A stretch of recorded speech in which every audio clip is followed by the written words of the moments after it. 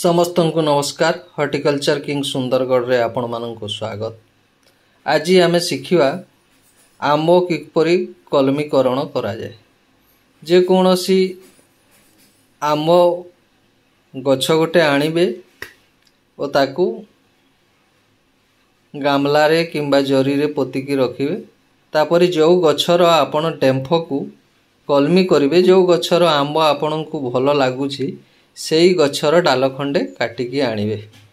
एई देखि पारुथिबे आपण माने मु केमती करूछि। सेई डेम्फ खड़े को नुआ ब्लेड साहाय्य रे दीपट काटी देकी भी आकृति करिवे। भी आकृति करिला परे मु एटा नुआ ब्लेड टा बाहर करूछि, जोथिरे सैनिटाइज करा हैछि एवं मझिरे दी फाड़ कर दउछि। जो गछटा मु नेकी आछि ता समान समान परिमाण रे दी फाल कर दउछि। गछ को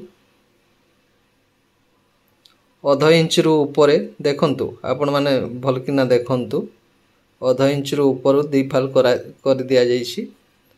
तापरे जे डेम्फटा मु प्रस्तुत करी रखिछि आनिथिली, सेई डेम्फ को मु वर्तमान छांची की भी कट करिवे। दीपट भी कट हैला परे एकदम शार्प ब्लेड रे आपण करिवे। एई परि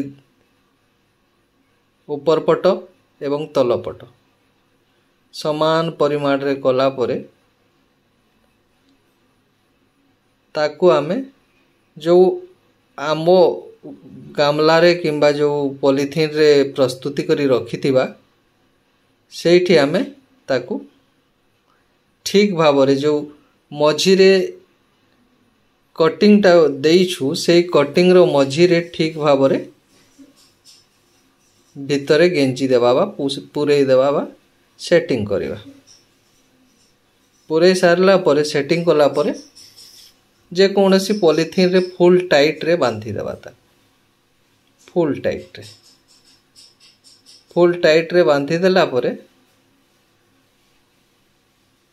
आमर गोटे प्रकार रे कलमीकरण रो शेष पर्याय सरी जाइछि। साधारणतः कलमी करिवा को हेले विशेष किछि ज्ञान कौशल रो दरकार नै।